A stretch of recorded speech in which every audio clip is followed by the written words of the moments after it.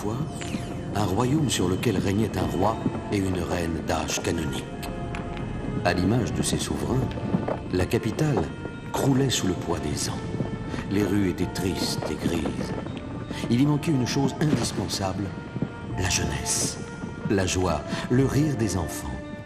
Les vieux souverains avaient un fils. Ils plaçaient tous leurs espoirs en lui.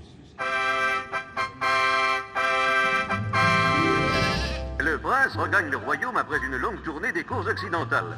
D'où vient cette mélancolie sur le visage du voyageur? Ce ne sont pourtant pas les rencontres charmantes qui ont manqué. Tatiana de Pistenbourg, la Diane des Balkans, Épiphanie de Mécano, étoile montante du cinématographe. Une question brûle les lèvres. Le sourire d'une épouse ne serait-il pas le meilleur remède à la mélancolie de l'héritier? Belle, elle l'était toute, mais tellement imprudente, immodeste, frivole. Hélas, mère, je resterai célibataire. Il a bien dit célibataire, mais malheureux, si tu ne convoles point, l'hiver de l'âge aura raison de ce royaume. Votre père a raison, mon fils. À 40 ans passés, qu'attendez-vous pour vous marier? Je n'épouserai qu'une vraie princesse. Et qu'est-ce qu'une vraie princesse? Comment vous dire, ma mère? Elle devra être chaste, modeste et surtout délicate. Oui, c'est cela, délicate.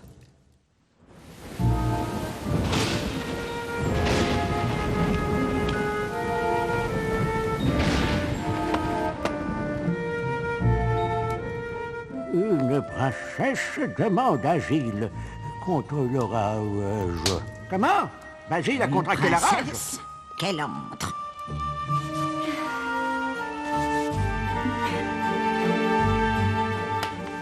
Êtes-vous une vraie princesse? Ma foi, monsieur, mon père est roi. Du reste, je vous laisse juge.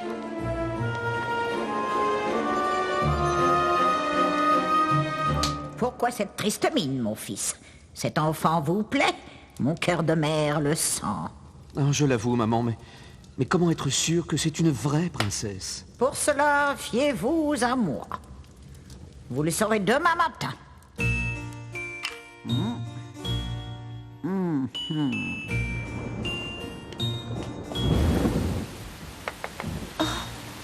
Pas encore couché, ma chère enfant?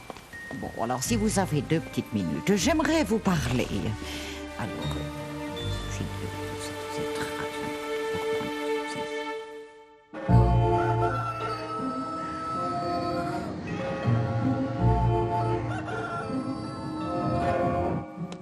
allons réveiller notre invité, mon fils. Nous saurons à l'instant si c'est une vraie princesse. Eh bien? Alors, ma chère enfant, avez-vous bien dormi? Hélas, madame, affreusement mal. Je n'ai pas fermé l'œil de toute la nuit. J'ai couché sur quelque chose de dur et j'en ai le corps tout brun et bleu. Regardez. Oh. Voici la preuve que vous attendiez, mon fils. J'ai glissé moi-même ce poids sous la couche de notre invité. Elle l'a senti à travers 20 matelas. Oh. Seule une vraie princesse peut avoir la peau si délicate. Passez ce baume sur ses meurtrissures.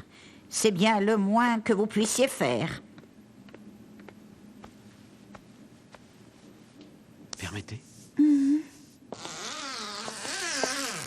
C'est fait, mon ami. Je pense que nous touchons au but.